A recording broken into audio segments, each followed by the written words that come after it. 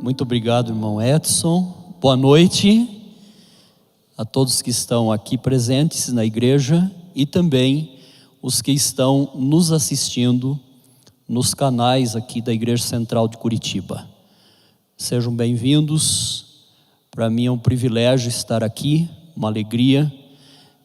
Sempre é bom estar na casa de Deus. Sempre é bom estar na casa de Deus. Talvez você diga assim, para um pastor falar isso é fácil, porque ele deve estar na igreja, principalmente nos dias de culto. Mas eu digo isso e penso lá no meu tempo, onde eu era membro da igreja, onde eu era líder de igreja, lá no tempo das novas gerações. Ainda a gente novas gerações. Mas naquele tempo eu gostava muito de estar na igreja. Era mais fácil de me encontrar na igreja no horário de culto do que me encontrar em casa. Então assim é bom a gente estar aqui, porque esta é a casa de oração para todos os povos. Amém? Por isso você veio, por isso você está aí nos canais da igreja assistindo este culto, e que Deus possa ricamente nos abençoar nessa noite em crescimento espiritual, e também que, se você veio aqui em busca de um milagre, você sabe que Deus tem o poder de fazer na tua vida. Deus tem poder de operar. Então tenha fé. E nós trouxemos um tema, e eu gostaria de ler alguns versos que serão a base desta mensagem. Pode abrir aí a sua Bíblia, em casa também. A palavra de Deus, queridos, deve ser aberta, principalmente dentro do nosso lar, e aqui na igreja também. Então pegue a Bíblia, abra a Bíblia, se você tem no celular, abra a palavra de Deus no celular, para que a gente possa ler juntos e encontrar lições preciosas para a gente. Mateus, Evangelho de Mateus, capítulo 14, o versículos 22 até o 33. A palavra de Deus diz assim: Logo a seguir, compeliu Jesus os discípulos a embarcar e passar adiante dele para o outro lado, enquanto ele despedia as multidões. E despedidas as multidões, subiu ao monte a fim de orar sozinho. Em caindo a tarde, lá estava ele só. Entretanto, o barco já estava longe, a muitos estádios da terra, açoitado pelas ondas, porque o vento era contrário. Na quarta vigília da noite, foi Jesus ter com eles andando por sobre o mar.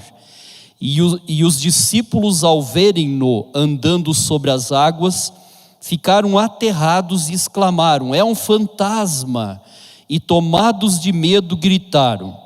Mas Jesus imediatamente lhes disse: tende bom ânimo, sou eu, não temais.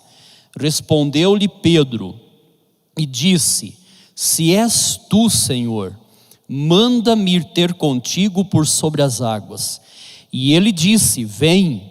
E Pedro, descendo do barco, andou por sobre as águas e foi ter com Jesus.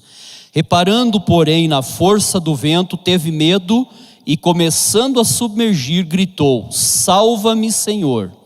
E prontamente Jesus, estendendo a mão, tomou-o e lhe disse: homem de pequena fé, por que duvidaste? Subindo ambos para o barco, cessou o vento, e os que estavam no barco o adoraram, dizendo: verdadeiramente és filho de Deus. Amém?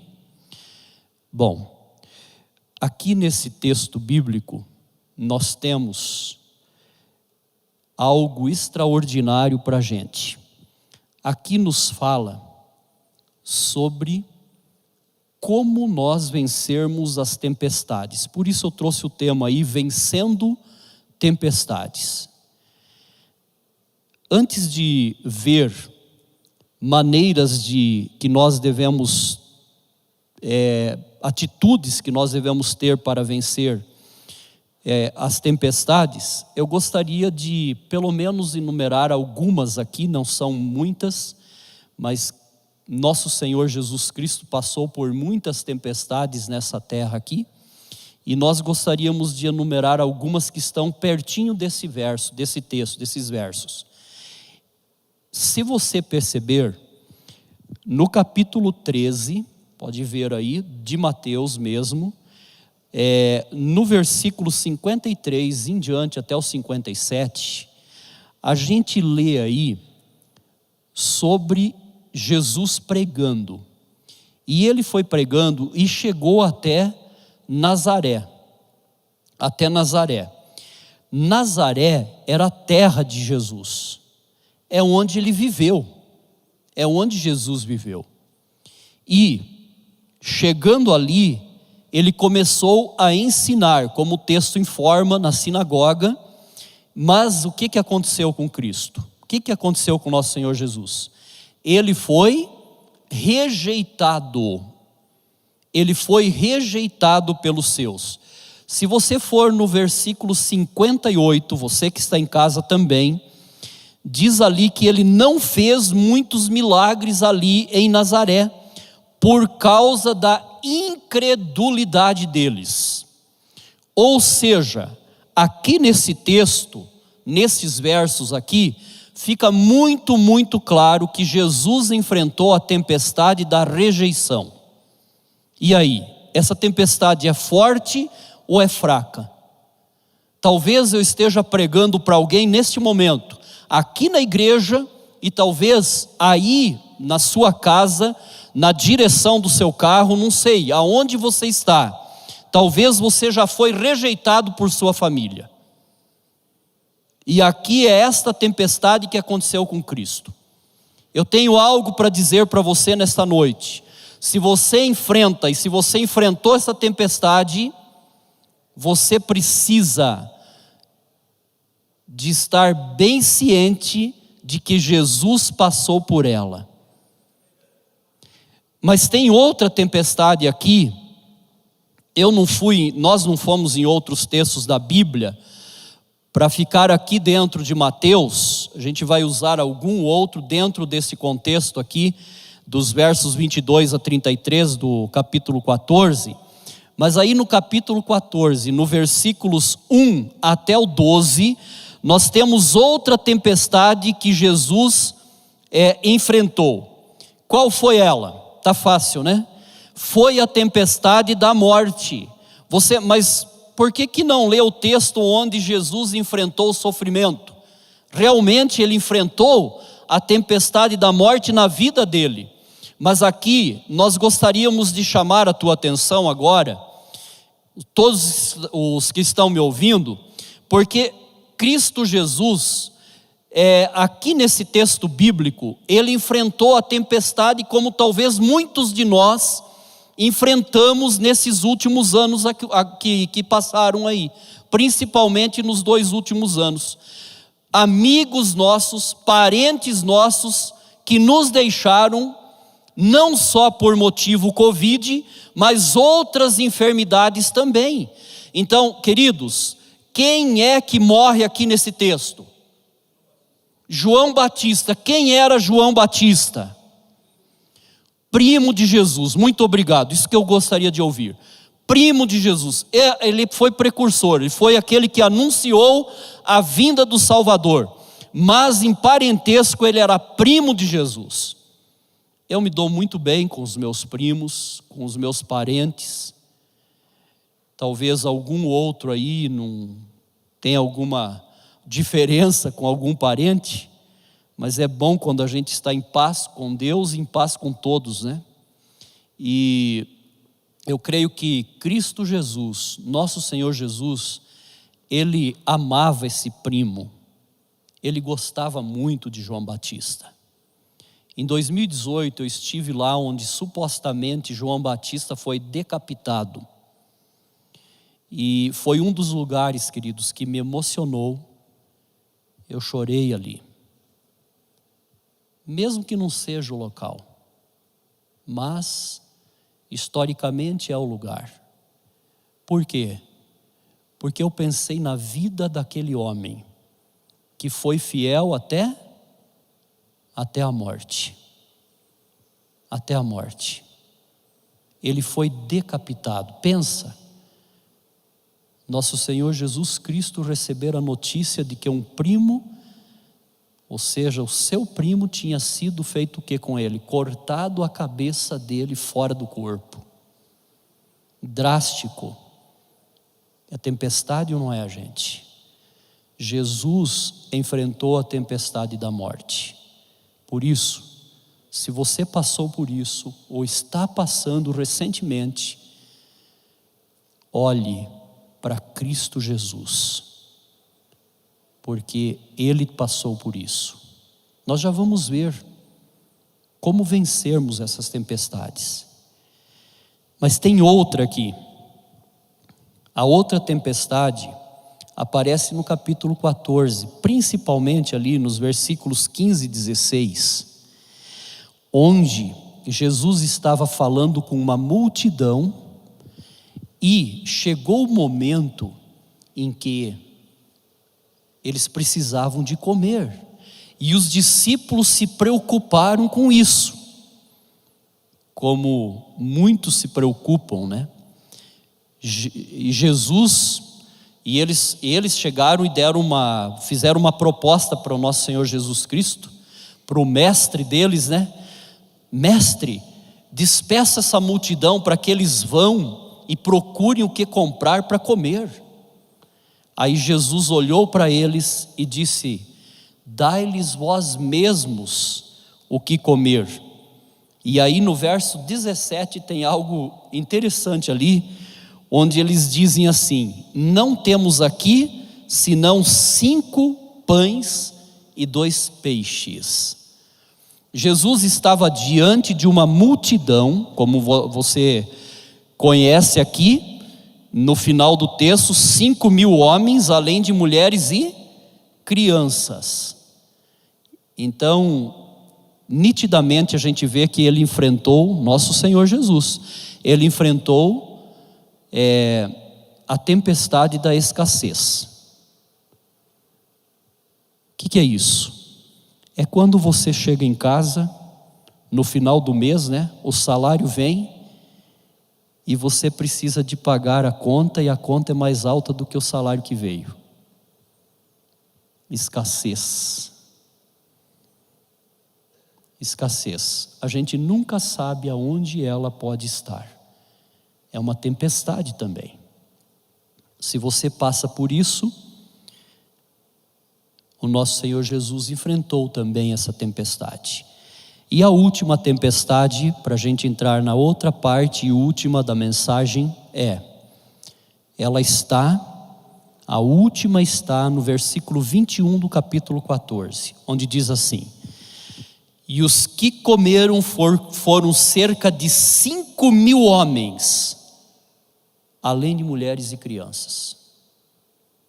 E aí? Que tempestade é essa?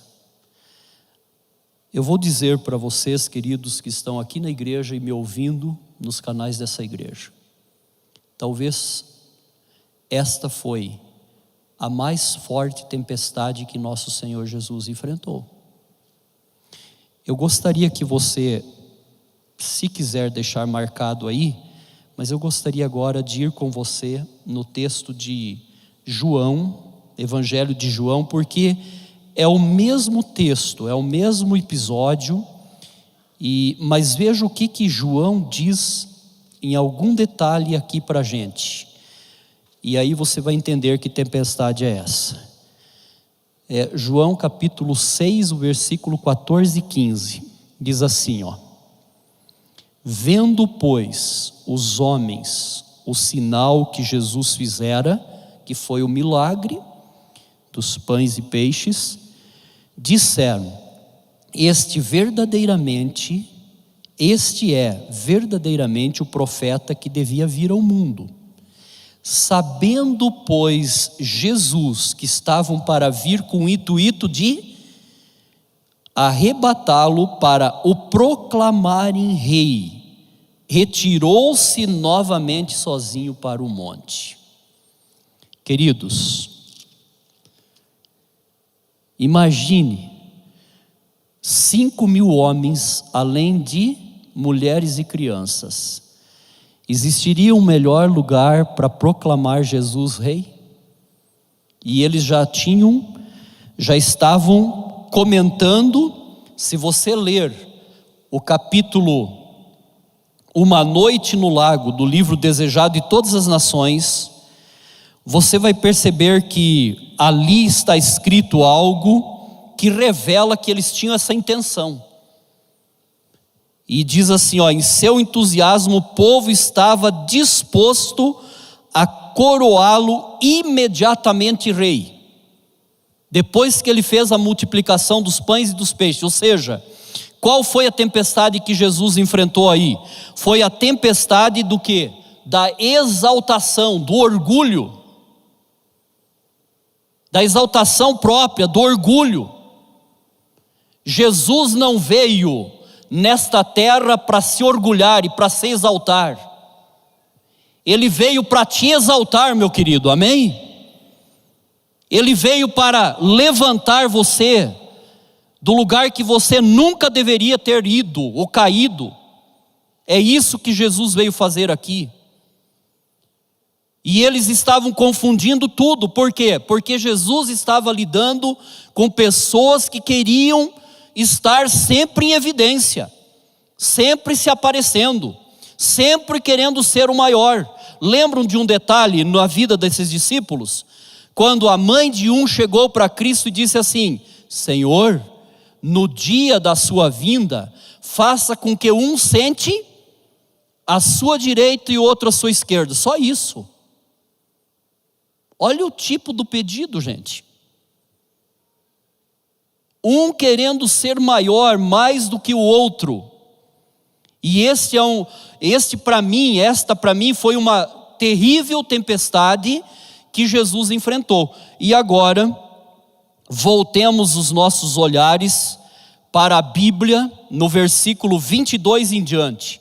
E aqui nós queremos deixar com vocês, queridos, quatro coisas que Jesus usou para vencer as tempestades, estas e outras que ele enfrentou.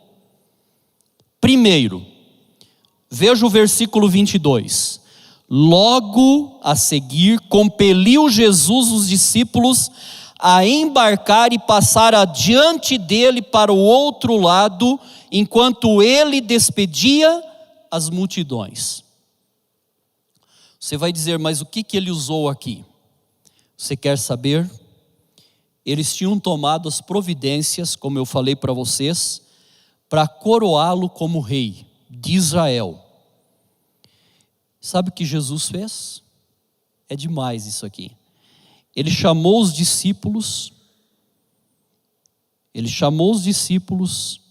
ordenou-lhes que tomassem o barco e voltassem imediatamente para Cafarnaum, que ficava do outro lado do lago, deixando-o para despedir as multidões. E agora eu quero ler algo aqui, porque eles não queriam saber disso. Eles estavam decididos a proclamá-lo rei. Sabe o que Jesus fez? Aqui diz: ele falou então com uma autoridade que nunca dantes assumira para com eles. Sabiam que seria inútil qualquer oposição de sua parte, e silenciosos dirigiram-se para o mar. Gente, mais uma vez, Jesus falou com uma autoridade que nunca dantes assumira. Não vencemos tempestade com frouxidão, com covardia. Jesus, ele tinha a autoridade de Deus presente na vida dele. E aqui ele usou toda a autoridade. É quase igual, pode ser comparado até uma expulsão, né? Ele usou toda a autoridade que ele tinha para dizer: olha, eu não quero conversa com vocês, eu já mandei, entre no barco e atravesse o lago. 2018 nós estivemos lá, no Mar da Galileia, onde aconteceu a maior parte dos milagres de Jesus. Daqui a pouquinho eu vou falar sobre a extensão deste mar. Então, como que você e eu vencemos a tempestade? Usando a autoridade de Jesus. Amém? Usando a autoridade de Jesus. Segundo, veja o que diz o verso 23. Despedidas as multidões, subiu ao monte a fim de orar sozinho. E caindo a tarde, lá estava ele só. E interessante que aqui no verso 30, Pedro também faz uma oração: salva-me, Senhor. Interessante aqui porque aparece a oração Jesus orando e Pedro orando também. Ou seja, nós vencemos tempestades, queridos, através da oração. Olha, eu não sei como que pode ter lares cristãos que não oram. Você que está me ouvindo, e você que está aqui na igreja, por favor, é um clamor, tome tempo para falar com Deus. Ore com a sua esposa, esposa, ore com seu esposo. Pais, ore com os filhos. Filho, ore com o pai. Ore com o pai. Nós precisamos usar mais a oração, queridos. Muitas vezes nós estamos nos distanciando de Deus, e a única maneira de nós nos aproximarmos dele é através da oração. E olha, eu não vou poder me demorar aqui, mas Jesus, a gente tem como descobrir até mais ou menos o tempo que ele ficou orando. Porque a Bíblia informa que o barco estava a muitos estádios aqui em Mateus, e lá em João fala que o barco estava a 25 estádios da praia, do mar, né? Para dentro. O que é isso? Se você somar aí, multiplicar por 180 metros, que é a medida de um estádio romano, você vai chegar a mais ou menos 5,5 km. Então, o Mar da Galileia, agora eu quero dizer isso para vocês, ele dá a extensão dele. Ele tem 12 km de largura por 18 km de comprimento. É um mar de água doce. Talvez o maior que exista, né? Então, eles estavam mais ou menos no meio do mar, talvez no lugar mais fundo do mar. E Jesus estava onde? Aonde Jesus foi, gente? Ele despediu a multidão e foi para o monte a fim de orar sozinho. Entra no seu quarto, fecha a porta atrás de ti, ore ao teu pai em secreto e ele te ouvirá e recompensará. Amém, irmãos? É assim que nós precisamos de agir. A nossa vida não tem que ser olhando para o chão, mas tem que ser olhando para o alto. Deus quer te dar a vitória sobre todas as tempestades que você enfrenta, mas ore mais, dedique mais tempo à oração. Foi isso que Jesus fez. Aí, se você contar que um homem leva mais ou menos 1 hora e 15 para ir andar 5,5 km, 5,5 km, você vai perceber que Jesus, nosso Senhor Jesus, porque aqui no texto informa que ele foi encontrar os discípulos na 4ª vigília da noite, que seria às 3 horas da manhã, é a parte mais escura da noite. Então, ele deve ter saído da oração 2 horas, um pouquinho antes. Como você desejar fazer, mas não é aquela oração que você ajoelha e parece que tem algo ali que está te atrapalhando e você já quer levantar. Sabe? Aquele negócio, olha, eu fico 1 hora com Deus. A nossa vida tem que ser uma vida de oração, meus queridos. não é 1 hora. 1 hora da manhã, 1 hora do dia, a primeira hora do dia eu fico com Deus. Alguns falam assim, e o resto você fica com quem? Com quem? Nós precisamos de passar as 24 horas do dia com Deus. A nossa vida cristã tem que ser um estilo de vida. Jesus era uma pessoa de oração, constante. É aí que ele buscava força. E foi vencedor. Então vamos aqui, a terceira, o versículo 24, 26 até o verso 31. Ali diz, os discípulos ao verem-no andando sobre as águas, ficaram aterrados e exclamaram, é um fantasma, e tomados de medo gritaram. Imagine, homens barbados que andavam ali, navegavam naquele mar, agora acreditando em fantasmas. É complicado, né, gente? Mas Jesus imediatamente lhes disse, tende bom ânimo, sou eu, não temais. Respondeu-lhe Pedro e disse, se és tu, Senhor, manda-me ter contigo sobre as águas. Interessante que depois que Pedro desceu do barco, no verso 31 diz, prontamente Jesus estendendo a mão tomou-lhe e disse, homem de pequena fé, por que duvidaste? Então aqui rapidinho, queridos, os discípulos entraram no barco depois que Jesus usou autoridade, e sabe o que eles fizeram? Eles começaram a duvidar de Jesus. A dúvida é algo satânico, ao ponto da pessoa olhar para Cristo e ver fantasma. Foi isso que aconteceu com o Pedrão, ao ponto de ouvir a voz de Cristo e achar que estava ouvindo a voz de um fantasma. Primeiro eles viram um vulto no mar, aí tudo bem, se assustaram. E quando Jesus falou? Quanto tempo eles estavam acompanhando Jesus? Deveriam conhecer a voz do Mestre, principalmente Pedro. Se és tu, olha aí, se és tu, manda-me ter contigo. Mas algo extraordinário acontece. Por quê? Porque Jesus nunca vai negar um pedido de um filho seu. Seja Pedro quem for, você que está aqui ou está me ouvindo. Jesus não nega um pedido do seu filho. Ele disse para Pedro, de braços abertos, venha Pedro, eu estou aqui te aguardando. E agora? Pedro estava duvidando de Jesus. Você pensa que ele pulou no mar e saiu andando?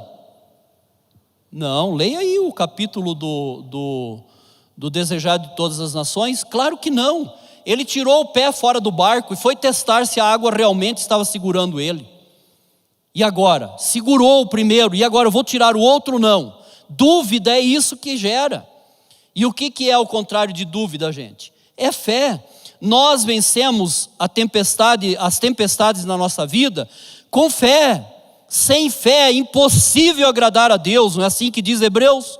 É impossível agradar a Deus.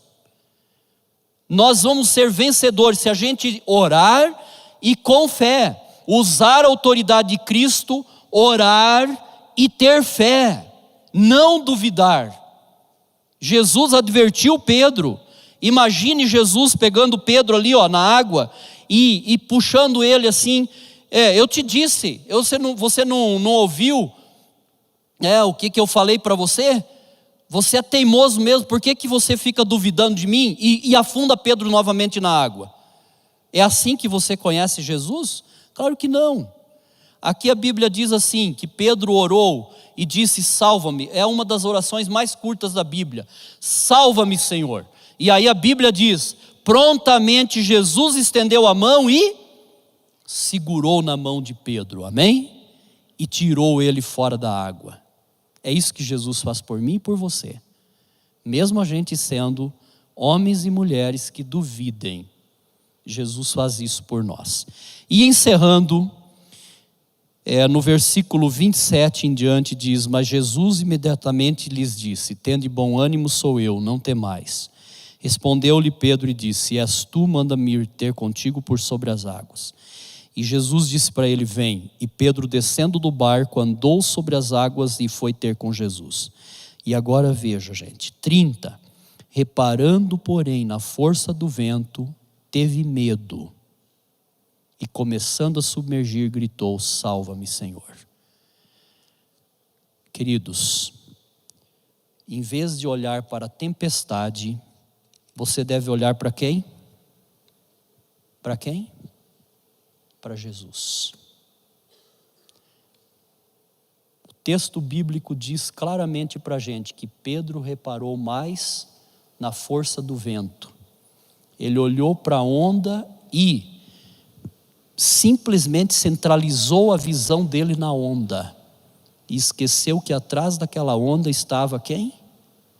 O Criador do mar. O Criador da natureza. O seu Salvador. Não tem como a gente vencer tempestades de outro jeito.